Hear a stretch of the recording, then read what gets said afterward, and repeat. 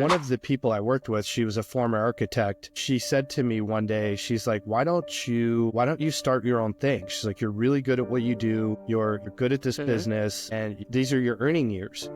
This is the time when you want to go out on your own and really earn some good money. And I thought about it, and then I just decided to take the leap. Yes, but you mentioned about you learned the fundamentals of sales, then you learned the fundamentals of project management and all these things like production. So what are the fundamentals of sales according to you? The fundamentals of sales is there has to be a structure for what you want to accomplish. So you have to know your prospect, you have to know your product, and you have to know your process. If you have to recommend 3 books to me and I am in my place, I am getting into roofing sales, what are those 3 books that you feel that actually bring value to the table? The first one is an old book, but it is probably one of the best books you can read as a salesperson. It's called How to Win Friends and Influence People by Dale Carnegie. The second book would be To Sell is Human by Daniel Pink. And then the third book that I would read would be Never Split the Difference by Chris Voss. So do you feel that when you transitioned into being a business owner from being an employee, that required something that you didn't know or that you didn't expect? So what I didn't realize when I opened my own business is that I was going to have to get really good at the details, and I was going to have to get really good at being organized. Back in time, like if I go 2 years or 3 years back, I was so much obsessed by creating systems and SOPs and KPIs and checklists. I read the book like The E-Myth, Traction, like name a book on systems. I tried to read it, but later on I realized that sometimes as leaders, we become so obsessed with our idea of this running the business like a machine, like a well-oiled machine, like everything should be on paper, that we spend most of our time on this part without focusing actually on the execution part of our business. How can someone identify their core values? If you think you're a person that acts with integrity, and you ask 5 people closest to you, do you think I'm a man that acts with integrity? And all 5 of them say yes, you do what you say you're going to do, even when nobody's looking, then you're a man with integrity. Hey everyone, welcome to the latest episode of the Roofing Millionaires podcast, the only roofing podcast where we don't promote anyone and we don't sell you anything. In this episode, we are sitting down with Corey Combs from South Shore Roofing and Exteriors in Florida, and we have tried to really squeeze out some value from the real life experiences that Corey had. We have talked about the fundamentals of roofing sales and how human behavior is kind of linked with everything from sales to the customer experience you have with the homeowners. The conversation also has some key insights on how you can build the SOPs and frameworks that you need to scale your roofing business, and how you can discover your core values and implement them in your roofing business. Do like and subscribe to our YouTube channel if you want us to bring more roofing experts like this on the show that can help you grow your roofing business. Let's dive in. Welcome to the Roofing Millionaires podcast, Corey. It's great to have you on the show today. How are you feeling today, mentally, physically, and spiritually? You know what, man, I've done a lot of podcasts, and I don't think anybody's ever opened up with asking how I'm doing mentally, physically, and spiritually. Mentally, I'm good. I've had a lot of time to adjust to this industry because, I've been doing this for a long time. So I've had a lot of time to adjust to the challenges of it. So I've learned how to compartmentalize pretty well. Physically, I'm good. I'm good. I try to take care of myself. And then spiritually, I'm doing well. I'm doing really well. I've had some time to reflect on some of the things that I am challenged with and some of the things that I disagree with, and had some self-reflection and prayer and trying to figure out, how I can fit best in this world and in my company and be of service to others. Awesome. So, Corey, as you mentioned that you have asked you a question that you have never heard before in any podcast. So that's the reason of this podcast, actually. We want to cover some topics and discuss some things that aren't discussed usually, but they are important in business. That's why I was doing my research on you, and I came to know that you have so much value to share in terms of workshops, trainings, and you are doing that as well. That's why let's just frame this conversation today to your experiences, like your wins, your losses, the things where you messed up. And if we can give even one point or one tip or anything that anyone who is watching or listening to this episode can learn and implement into their roofing business, our job will be done. So we'll try to frame the conversation around your experiences most of the time. So let's just begin with your childhood and how like you entered into roofing. Like share a brief introduction of yours. How was your childhood and how did you end up in roofing? That's an interesting question. So I will say that I ended up in roofing like a lot of people end up in construction. I didn't do very well in school. I dropped out in ninth grade. And because of that, I had a bunch of challenges. And by the time I was 17, I was working full-time in a restaurant, and somebody came to me and said, hey, we can make a lot more money in roofing. And so I started working on a tear-off crew in I think it was 1995. I started working on a tear-off crew, and that's how I got into roofing. And I've just stayed in it for, the last 30 years. It's been a good career.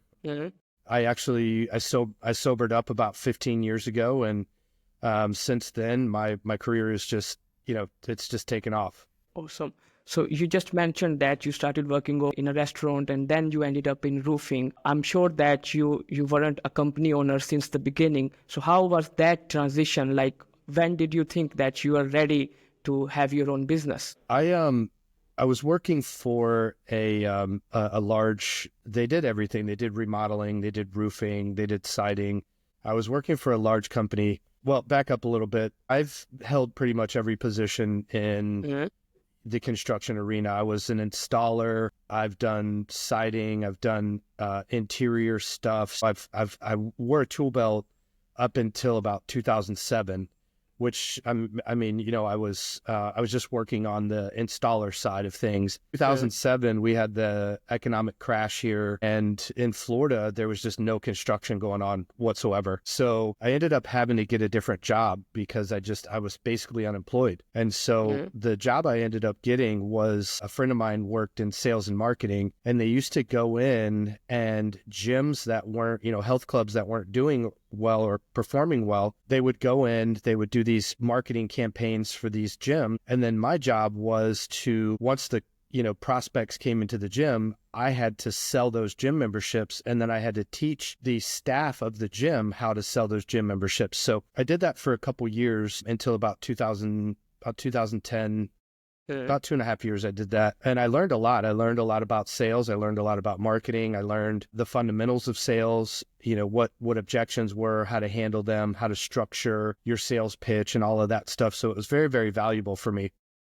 It was really like going to school for sales and marketing. And I became their top producer after about 6 or 7 months. I just found out I was really, really good at the sales side of it.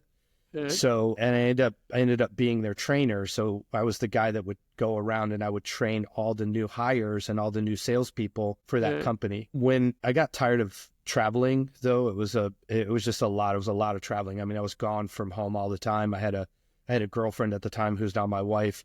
And so after about 2.5 years, I just didn't want to travel anymore. So I got back into construction, and then I was working as a project manager for a custom home builder. And I ended up doing, project management and production with them. And that's where I really learned the back end of things, how to, production processes, how to make sure, change orders, how to make sure customers were happy, setting expectations, communication. I learned that's where I learned all of that stuff. The guy I worked for is really, really, really good guy. We're still friends to this day. And that's sort of where I've learned the back end, the production management, all of that. And then I moved to Buffalo and started doing sales. And I did sales, from 2015 from 2014 up to 2019, and did really, really well in sales. I sold $2 to $3 to $4 million every year in sales. So I kind of have held all of You are the doing this for different. another company. You haven't started your own company till now, right? I didn't start my company until 2019. Okay. And the reason I started my company, I was working for another company, doing well. I was comfortable. I made really good money because I did so well, and I knew everything. Pretty much, everything you need to know about construction. They left me alone. I had a great job. But one of the people I worked with, she was a former architect. She said to me one day, she's like, why don't you start your own thing? She's like, you're really good at what you do. You're good at this business, and these are your earning years. This is the time when you want to go out on your own and really earn some good money. And I thought about it, and then I just decided to take the leap. So in 2018, I studied, I got all my licenses, I did everything I needed to do. And then 2019, I opened up South Shore, and here we are. And so in 6 years, well, actually in 4 years, I scaled from 0 to 8 figures. And now, the last 3 years, we've done 8 figures every year. So that was kind of my journey of getting into owning my own company. Awesome. And it feels like you have been into every position, and you know that what it actually takes to run the business and to handle every single position in your company, because you have been there almost like in every single position. I had some questions about the market crash in 2008, whatever happened in Florida and all over the US. But you mentioned about you learned the fundamentals of sales, then you learned the fundamentals of project management and all these things like production. So what are the fundamentals of sales according to you? The fundamentals of sales is there has to be a structure for what you want to accomplish. So you have to know your prospect, you have to know your product, and you have to know your process. And so, kind of call the 3 Ps. And if you don't know those things, then you can't develop an approach that's effective. You can't become the expert for them, and you can't become somebody that they trust and want to buy from. And so the biggest problem, I think, is we in the industry now, we've told all these people that you can make all this money in sales, which is true, you can. But if you don't know the business, if you don't know the product, if you don't know all of the things that can happen and go wrong and go right, and what you need to have in place for the company to actually do a good job at delivering the product, which is your process, you're not really gonna be effective. So the fundamentals of sales are understanding your approach, which is, how you talk to the customer when you first meet them, how to actually build genuine rapport, and then how to ask the right questions that have a point. The questions actually have to have a point, and then you can have good conversations with your homeowner about what they need, what they want, and what they actually value. And then you can tailor your approach and your pitch when it's time to pitch your services to them based on what they actually need and what they want, rather than trying to ram down their throat whatever you think is important to them. So that's the fundamentals of sales. Okay. And like you didn't learn them right away, I'm assuming that. So what were the mistakes or the top 3 mistakes that you did that led you to realize that these are the fundamentals of sales and these are the things that I need to stick to? That is a really good question. The mistakes that I made were, I thought that people would buy from me just because I had a good personality. I thought people would buy from me just because I worked for a good company, or we were experienced, or because of my my experience in the industry. I thought people valued the expertise. And so because I thought that, I would just talk to them and tell them about my experience and how great we were and how great the company was. And what I didn't realize is that most people don't actually want to hear that from somebody. They don't want you to come to their house and talk at them and tell them how great the company is. So what I learned over the years is it's really more about asking the right questions and listening than it is about you showing that you're the expert. Because if you actually ask the right questions and listen to what they say, now you can speak to them in a way that's meaningful to them, and you're actually going to cover the things that they want to talk about, not the things that you want to talk about. So that's the mistake I learned. And that's really the value that I've learned is how to have better, meaningful conversations with your prospects by asking the right questions. Awesome. So you just said that you realized that people actually don't want to listen that how good your company is, how good your personality is, and how good you are as a person. They first want to know that what you can bring to the table, like what value or experience you can create for them. So when you realized that, like when it struck your mind that, okay, I'm doing something wrong, what were the things you did to make it right? Well, I went back on my experience with, selling over the years with the gyms and all of that. And one of the things that I realized is objection handling isn't necessarily something that you do at the closing table. Objection handling happens throughout the entire sales process. Okay. And what I had to do is I had to put together a process for myself that was based on not only the known objections that people give when you're sitting at the closing table, but what I also had to realize was I had to learn about the way people buy and the way people actually evaluate decisions and buying decisions.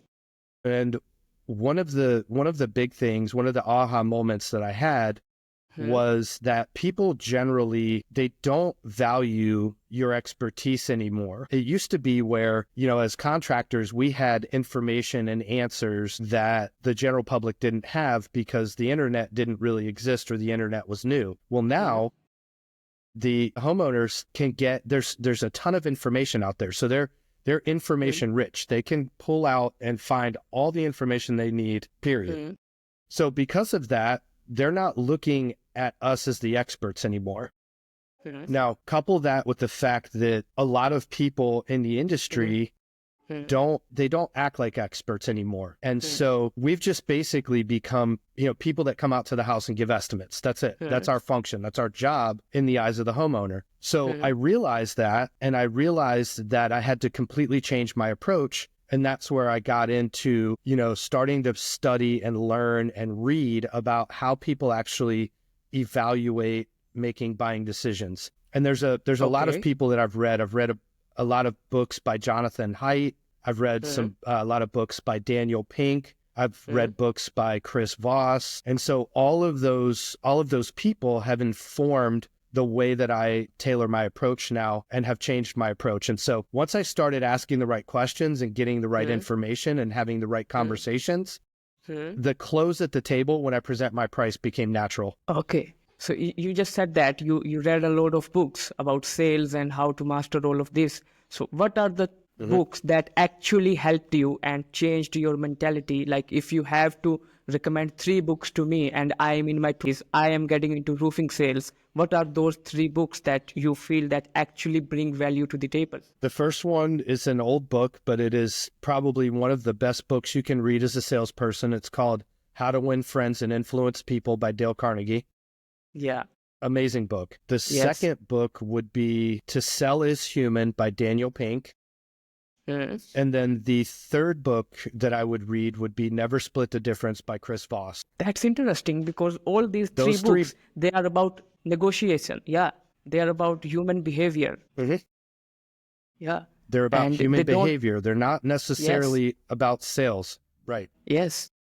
Correct. So it means that if we actually connect with people on an emotional level and they feel familiar with us, it is much easier. We don't need all these scripts. Like we need that, but we don't need to memorize that, and we don't need these fancy techniques and stuff that all these gurus are promoting, because all we need then is a genuine connection that helps them pour out all the information they have inside. Yeah, you just hit the nail on the head. It's all about understanding the psychology of the situation and how we can best help our prospects. And if you look at how we build connection, if we look at how we build trust, if we look at how, people actually interact together, then you'll be more interested in those dynamics rather than sales techniques. And you started your business back in 2019, and before all these years, you were working as an employee.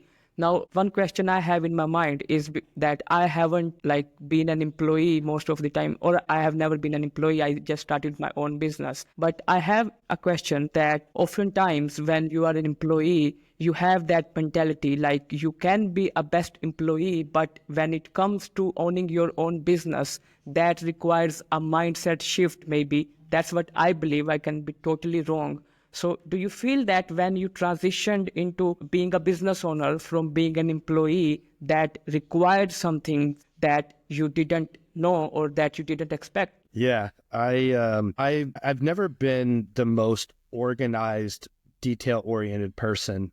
My brain works really well with abstract concepts. I'm very good at like philosophical concepts. I love human behavior, things like that. I mean, those are all sort of abstract, right? There's no real definition or finite definition when it comes to those things. So what I didn't realize when I opened my own business is that I was going to have to get really good at the details, and I was going to have to get really good at being organized. And so the shift became, if I want to be really, really, really good, there are some things that I'm going to have to do that I'm not good at and learn and apply some discipline to, because they don't come naturally. And so the shift was, not just doing the things that I'm really good at.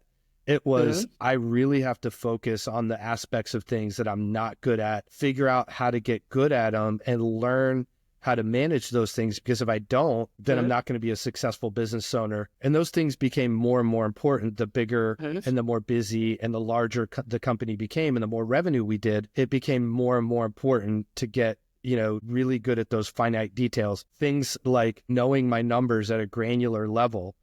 I'm not good at math. I'll be honest with you. I'm terrible at it. Hey, look, I have a ninth grade education. Okay. But I had to learn how to understand my numbers. I had to learn how to go through and figure out how to get the information that I needed so that I knew that the company was healthy and profitable. So all of those things required a real mind shift in terms of you can't just dismiss those things. Like when you're an employee, you have to really focus on those types of things, even the things you're not good at. So I would say that's the mind shift that came about. Okay. And what were the experiences that led you to this realization? Let me just give you an example here. Like most of the time, we have a moment with our employees, or we behave in a certain way when we are learning to be a leader, or like when we have the responsibility on our head. Later on, when we go back home, we realize that, okay, I was supposed to do this in this certain situation, but I was the one who messed this up. And like oftentimes we fire some employees, or we have some harsh conversations with people. Then we realize that all these things could have been easily sorted out if it was just a problem with us. So what were those experiences that led you to this realization that these are the things that I need to work upon? There were a few. I'm pretty fortunate that I'm in recovery, and being in recovery, you have to take personal responsibility. They teach you in recovery that everything, excuse me. Okay. They teach you in recovery that everything starts and stops with you, meaning, you have to take personal responsibility for the things that happen in your life. And so because of that, I've always had that I've always had that over-guiding principle when, even being an employee or running a business. And when I started my company, I always took the tact. I read a book called Extreme Ownership, and I don't know if you've ever heard of it or if you've ever read it. No. But the book, basically I wanted to be, I like to win. I hate losing.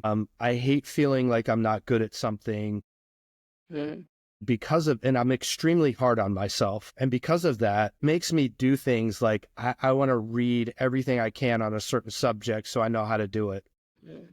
So when I knew I was going to open my business, it's like, okay, well, how am I going to be a good business owner? So I got some books. I read some books. One of them was Extreme Ownership. And the principle of the book is like, when you're the leader, when you own the business, everything is your fault. The wins, the losses, it's your responsibility to make sure the company is successful and your team wins. And when it doesn't happen, it's not the team's fault. It's yours. And so I latched onto that principle, and I just decided like, hey, I'm going to do everything I possibly can to make sure that this business is successful.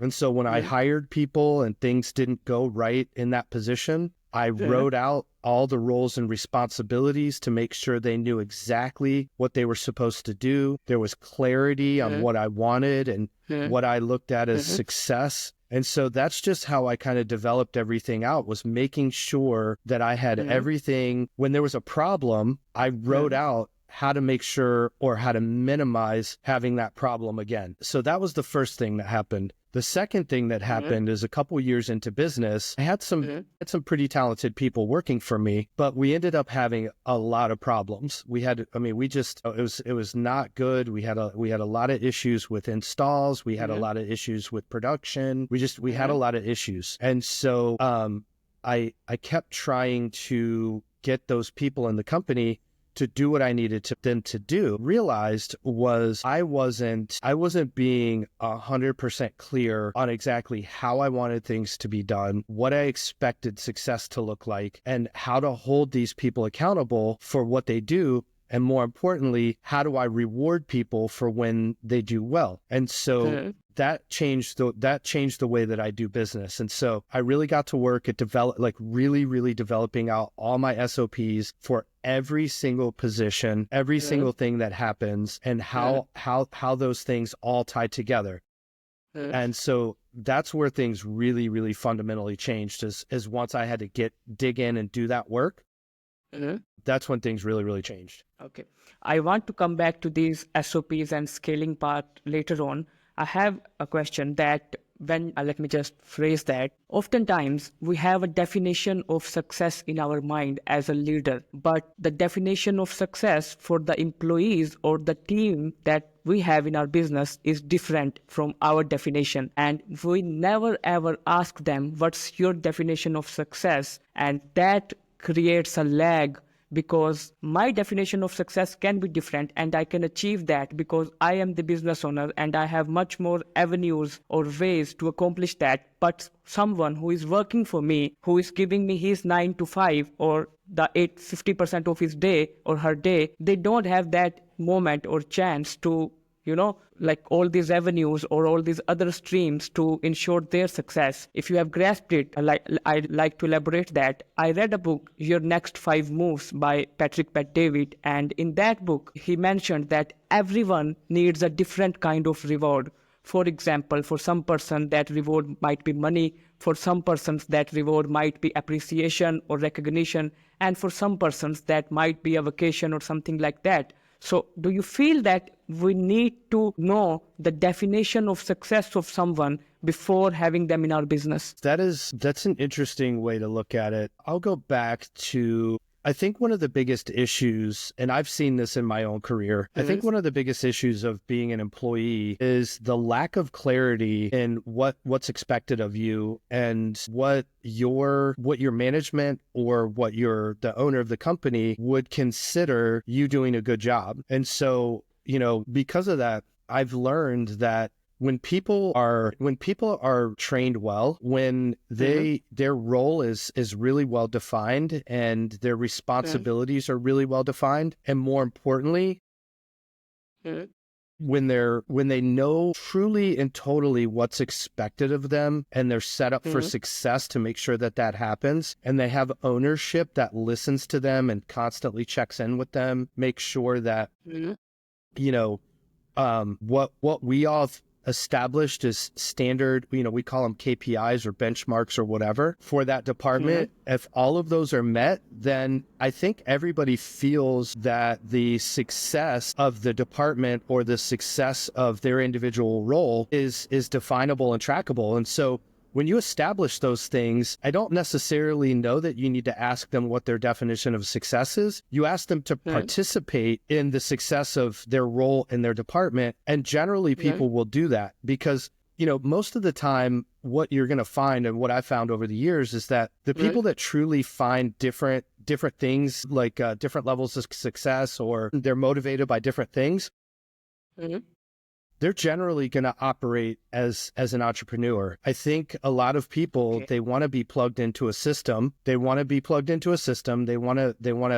treated well. They want to be heard. They want to be valued, and they want to know what those metrics of success look like. And so when you do that for them, and then you reward them, right? Mm-hmm. Bonuses, time off, whatever it is, Mm-hmm.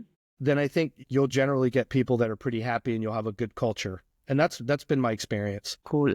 And talking about systems, Corey, that what I have learned is that back in time, like if I go 2 years or 3 years back, I was so much obsessed by creating systems and SOPs and KPIs and checklists. I read the book like the E-Myth, Traction, like name a book on systems. I tried to read it, but later on, Yeah. I realized that sometimes as leaders, we become so obsessed with our idea of this running the business like a machine, like a well-oiled machine, like everything should be on paper, that we spend most of our time on this part without focusing actually on the execution part of our business. Let me give you an example here.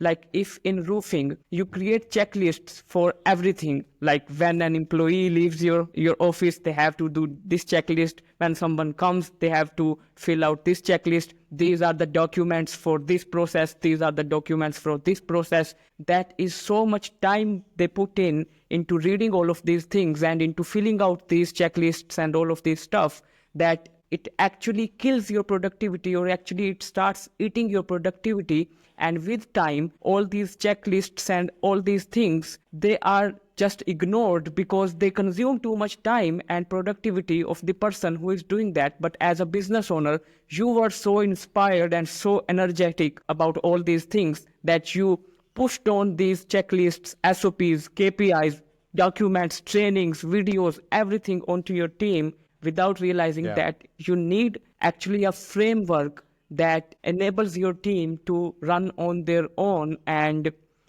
they are actually like individuals who have their brains. So you have to design your system that enables them to use their own brains. Yeah, you just answered your own question. And Uh-huh. have you ever heard of the principle of the bystander effect? No. Have you ever heard of that? No. Okay. So the principle of the bystander effect, I'll give you a good example of the bystander effect. Mm-hmm.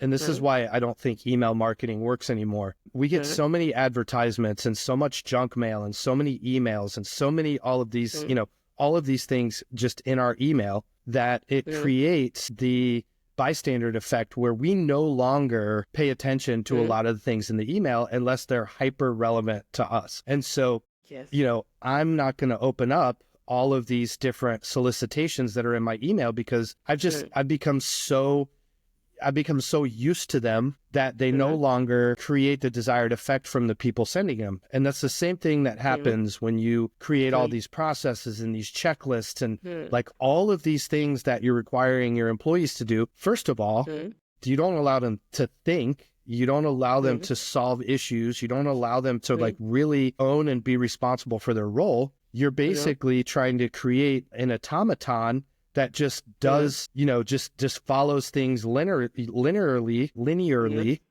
And what happens when something comes up and there's no SOP for it? They can't figure it out because they haven't been taught to think on their own. And so you said it perfectly. You have to create a framework for your team to operate under. And so we do this a lot, and I practice this a lot. And one of the frameworks, so I'll just give you an example of one of the frameworks that we use. Now, my production team, for an example, they all have their roles and they all have their responsibilities. So their role is written out with all of the responsibilities that I need them to do their job. However, we have things come up on projects. For an example, my site managers, we call them PSMs, project success managers.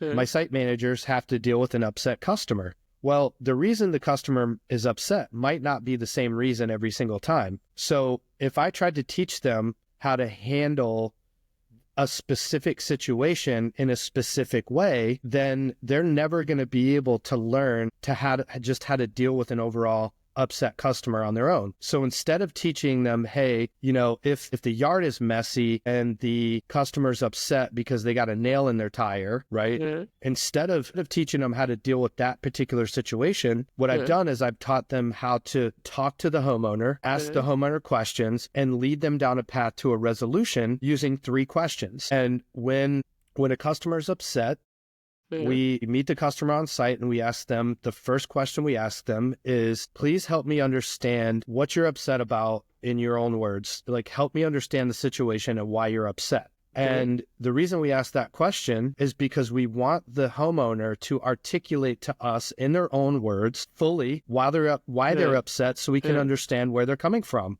Okay. And then they feel heard. They feel like you're really trying to listen to them. Then the second question we ask them is, if you were in my shoes, what would you have done differently? Or if you were in my shoes, what would you have us do differently? All right.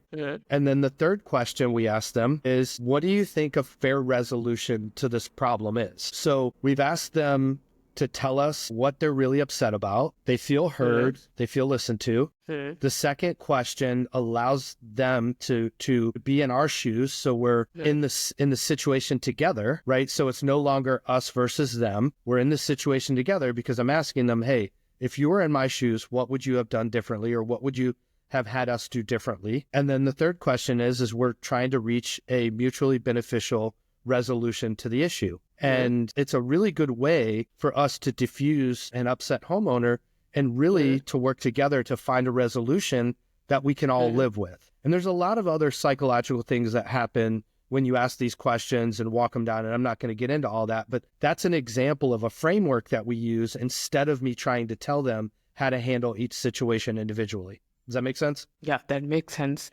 What I have got from you is that you have to, like, the number one question is about, if someone tells you in their own way the problem, you have a better understanding instead of you assuming everything in your own mind. And the second thing is that if they tell you the solution, then you have an arc or a point in your mind that where this person is standing, so you can frame your solution. Right. And if you have a better solution, you can give them in their own words, in their mindset. Exactly. And the third is obviously, when they tell you, yeah. And if they tell you, if they tell you their proposed solution, it doesn't mean you're always going to agree with it, but it's a starting point to have a conversation so that, you guys can actually have a good conversation rather than everybody being on the defensive, trying to win the argument and all of that stuff. And that just doesn't work. It doesn't go well. And so, earlier you talked about the books that I read is about understanding human behavior. And these interactions are all about understanding human behavior and how we can get the best outcome for everyone. And I think if you look at things from that standpoint, you're going to be better positioned to deal with things and how to handle things. And I know for me, it's one of the reasons why in, just a few short years, we've scaled to, such a good revenue, but B, why we have such great reviews and how we've gotten so many really good 5-star reviews, because it's all about understanding the behavior aspect and how we can create a better experience for our customers. Do you feel that a lot of this comes down to actually the type of personality you have as a founder too? Like when I was doing my research on you, I landed on your website, and hands down, that is the best video that I have ever seen on any roofing company's website. I don't usually promote anyone, but if someone is listening or watching to this show, I'll highly recommend them they go to your website and watch that video. I'm not talking about its editing and its all these things. I'm talking about the script and the words and the concept you had in your mind. Nowhere in that video you mentioned that you have best quality. Nowhere in that video you mentioned that you use best material. Nowhere in that video you mentioned that you have the best prices. Yet I was totally stunned that these are the things you are creating, the experience for them. You are guiding them. And I don't remember exactly the script of it, but it was fantastic. And I was totally blown away because that was actually the best video that I have ever seen on any roofing company's website. And now coming back to these books, I haven't read Never Split the Difference or all of the 3 books that you said, but I have read Your Next 5 Moves actually. And in that book, Patrick also talks about negotiation. And he tells that whenever you are on a table, you have to think about how I can make the other person win. And that comes down to the business as well. Like all the things that you are mentioning, the human behavior part, if we try to manipulate that, if we try to figure out a way how I can find any loophole in human behavior and how I can push my service to the homeowner and then you will never ever be able to scale or last longer. And that comes back to the point that a lot of these things are actually in the mind of the founder, that how he or she wants his business to be. Yes, you're absolutely right. Part of it, part of that video came from, there was no script. There wasn't planned. Yes. It wasn't, it was, I just wanted to share with people why I'm in business. And I wanted to share with people that, I understand the challenges that they face and, all of those things. I'm a homeowner, I'm a business owner, but it comes down to being able to relate to people and put yourself in their shoes. And I like what you just said about if you try to game the system or you try to leverage that for your own personal gain, you've already lost because people are amazingly intuitive and people are going to pick up on those things. And so when I train my sales team, the thing we always talk about, the thing I always talk about is the best outcome for everyone, right? How do we create mutually beneficial situations where everybody wins, everybody gets what they need, and everybody's happy? That's how you really truly create not only a business, but a culture in your company where people genuinely feel like, hey, I'm doing the right thing here. I want to be a part of this. I want to help these people. I think the part that I take it a little bit further is I understand the guards that people put up. So most people are guarded. They don't really want to have these conversations with you when you first come out to the property because they've either dealt with other contractors, they've dealt with other salespeople, or they feel like they're going to get taken advantage of. So they have a guard up and they're trying to protect themselves. And so I train and teach my team how to get past that by just relating to people in the best way possible. And the best way to do that is ask them good questions and have great conversations about what they need, what they want to see happen at their property and on their home and with their money. I mean, that's it. It's so simple to me, but yet I just don't understand where people sometimes miss this because it not only is it highly effective, but it's rewarding at the end of the day because everybody feels good. The homeowner feels good, the salesperson feels good, the company feels good, and all of these things translate not only from the beginning part when we first meet the homeowner, but all the way through our production processes, how we clean the property, really just trying to look out for our customer. And it's all based on, if this was my house, what would I want to see happen? If this was my mother and she's dealing with a salesperson, or if this is my wife and she's dealing with a salesperson, what would I want to see happen? And then develop all of your processes and procedures around that, because it's really trying to truly create a good experience for the customer. And you know what? This is branding that you told. Like, this is the definition of branding, every single word that you mentioned. And it is quite interesting that the same manipulation of human behavior is quite a lot in marketing as well. Like, let me share an experience with you I had last week. I am in a conversation with a roofer, and all of these people, they are inspired by branding so much that they think branding is your logos, your colors, your website, your all these things. And I don't think so. This is branding. It is exactly what you said. Branding is simply the things that you stand for, that things that you can never ever compromise in your business. And if you listen to this conversation again, like when it is uploaded, you will feel that whatever you just said, it was all experience that you create, like how you remove the debris, how you communicate with the customers, and it will automatically get reflected on your marketing and everything else as well. Where do you feel that roofers are lagging nowadays? Because all they have to say is that we have the best quality, we have the best material, and we have the best price. And when you ask them what are the things you stand for, like, why did you start your business in the first place? Blank.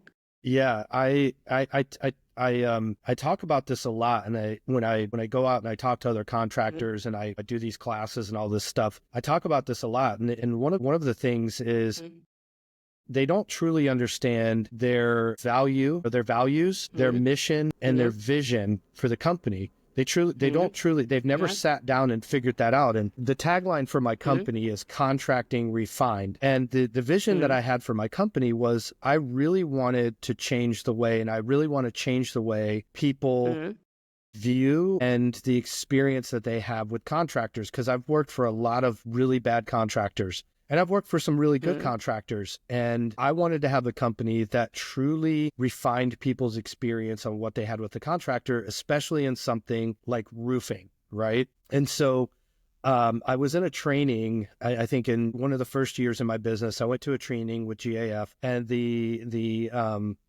trainer asked us, he said, do you have your core values and your company vision written out? And, or he said, raise your hand if you have your vision, your core values, and your mission written out. Mm-hmm.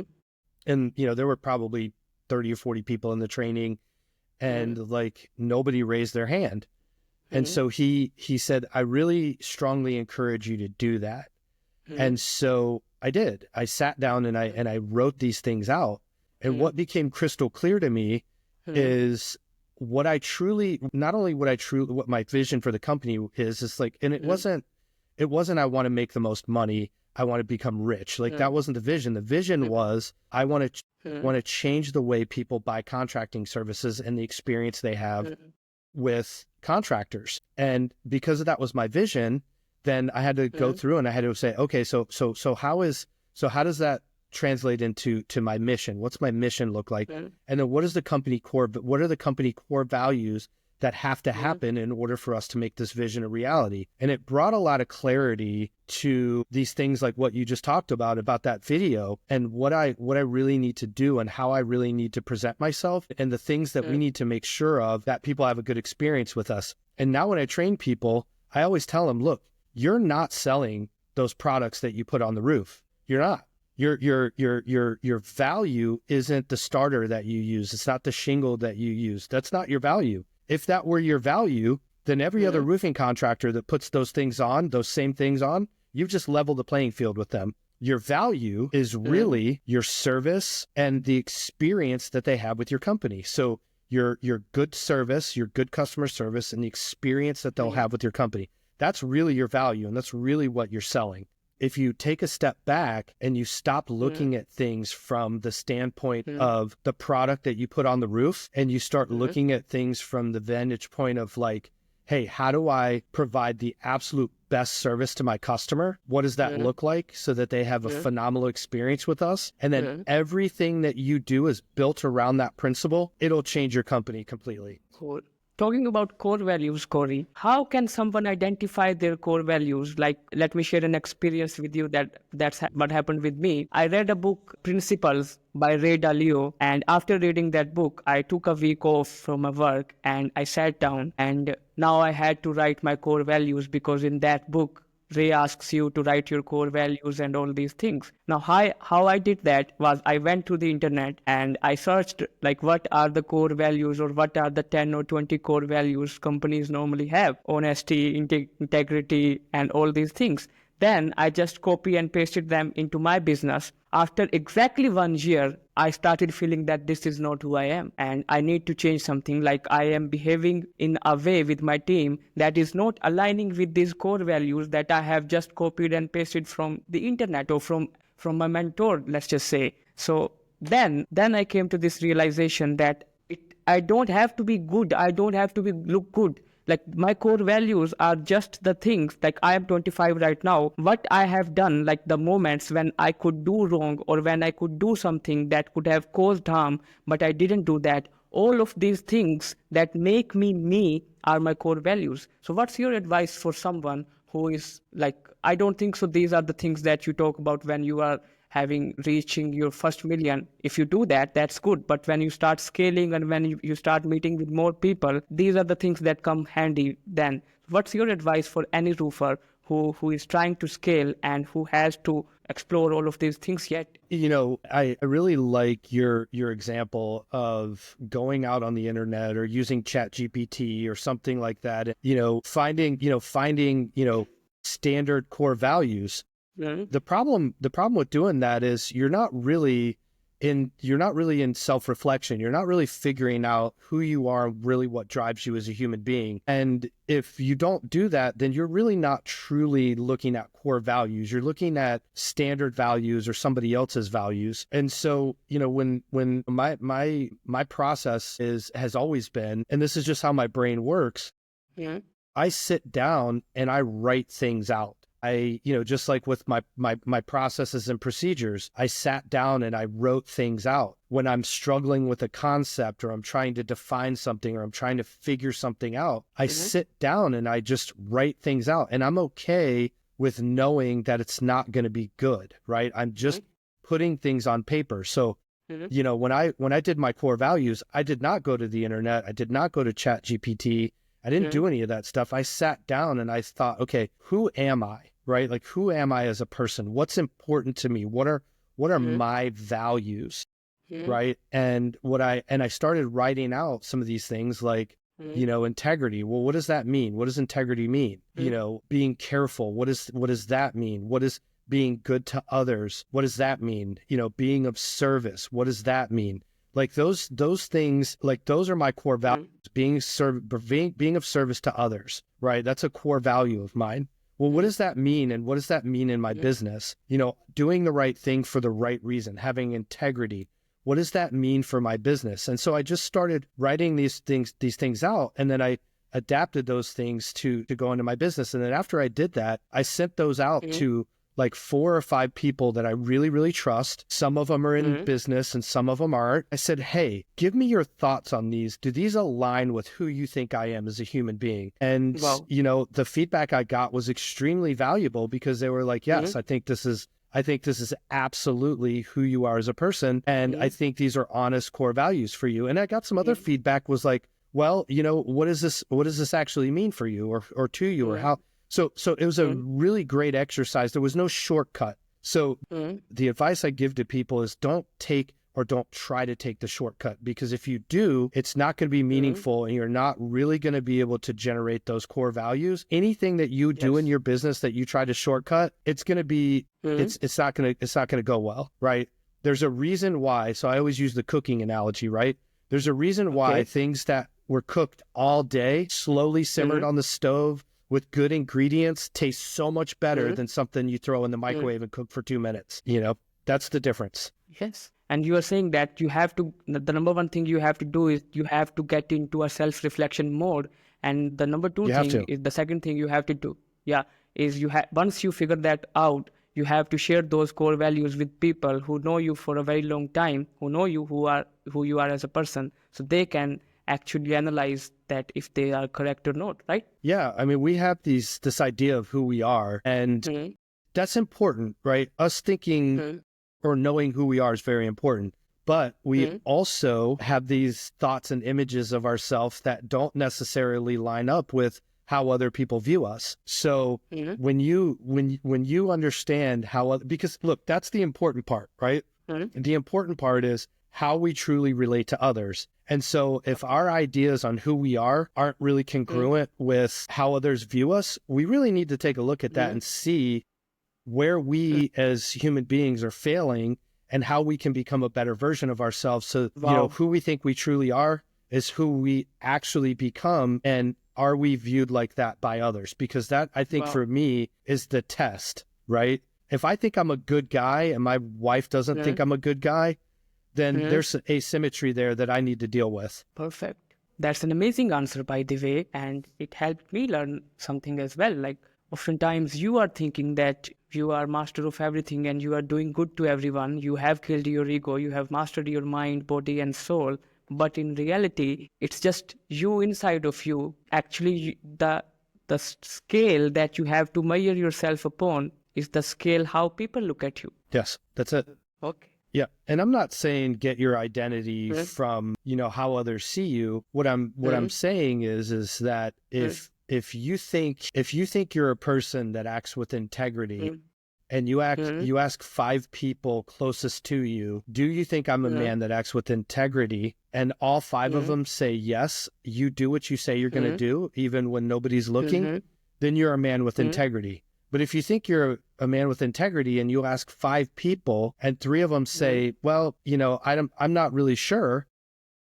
There are some things that you maybe could do better, or here are some examples of ways you didn't act with integrity. Well, those 3 people aren't wrong, right? I need to figure out, how do I become more congruent with what I think of myself, and how do I act that way so that all 5 people see me as a man of integrity. And that's what I mean by self-reflection. And I think a lot of people have a hard time doing that. I have a hard time doing that. But one of the things that I really try to really practice is I don't ever want to look like a fraud, meaning I don't ever want to say something. I don't ever want something to come out of my mouth and people look at me and say, oh my gosh, he's full of crap. I don't ever want to look like a fraud.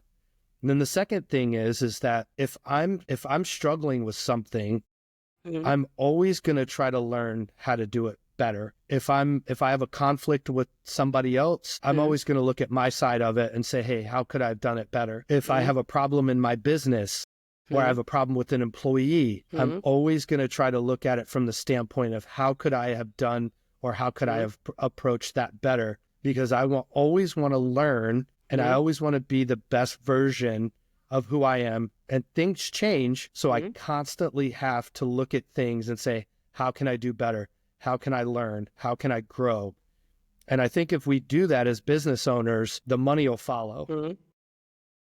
Yeah. Awesome. I have some questions in my mind. I think that we will need to do a second part of this podcast later down the year. And I love to invite that because I feel that you have so much value to share. And if we talk about all those things here, that would be a 3 to 4 hour podcast. And I think that roofers don't have time to listen such a long conversation. Yeah.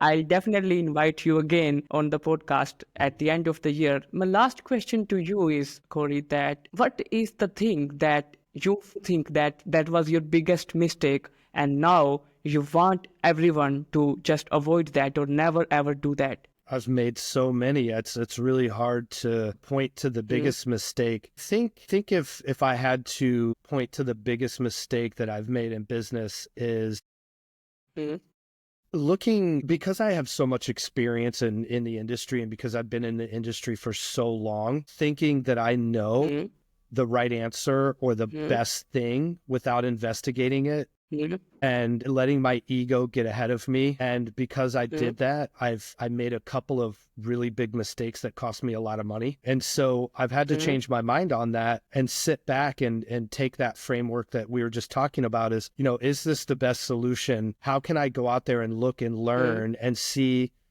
of something that may be better than what I'm thinking instead of just automatically thinking I know the right thing. So because of that, I've gone out and I start asking my team what they think, what's worked in the past, what have we done that's worked in the past, what do you guys think we should do here? How do you think we should handle that?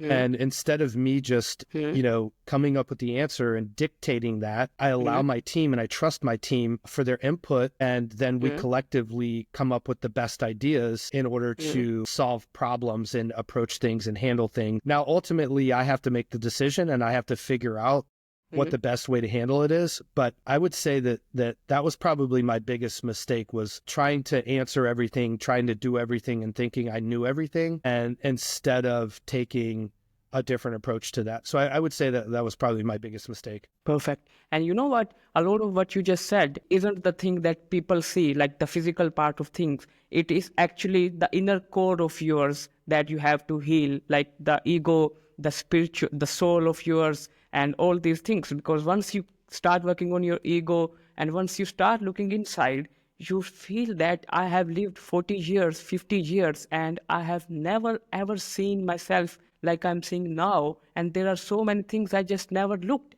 And if I never looked at them, how would I decide that I have to work or improve these things too? And that is ego and all the bad things that you have in yourself or that I have in myself and that you are working upon. But I might never get a chance to look in myself like most of the people spend their lives. So that's the thing that I think we should be discussing in our second episode, if we have that. Any signing off notes or advice that you have for anyone who is watching or listening to the show? The last piece of advice I would say is just, if you just do the right thing for the right reason, and you really truly put yourself in other people's shoes, the money will come. You don't need to chase the money. And so I think we put things backwards. We chase the money and we try to look at, okay, well, how do I put things in place so I make the most money? And it's actually the reverse. How do I do the right thing, help people, and be of service? And when I take that approach, the money naturally comes. Awesome. Are you living near any airport or something? Because I'm constantly having these background noises of airplanes or helicopters, maybe. Just one. Yeah, I live near an Air Force base. Okay. I'm outside because I'm working from home today, Mm. and my wife is here, and so she hates it when she has to listen to me run my mouth for about an hour. So I came outside to be respectful of her. Actually, I was listening to the podcast that you did with Roofer CRM and that company. I forgot the name of the host, and from that I came to know that you met your wife and it was your love of your life. And I'm Yeah. 25 right now. I have a lot of questions about love life and all those things that I'm gonna explore someday to you. Thank you so much for your time, Corey. It was great having you on the show. Thank you for your time. Have a great day. Yeah, I appreciate it, man. Thank you. Thank you.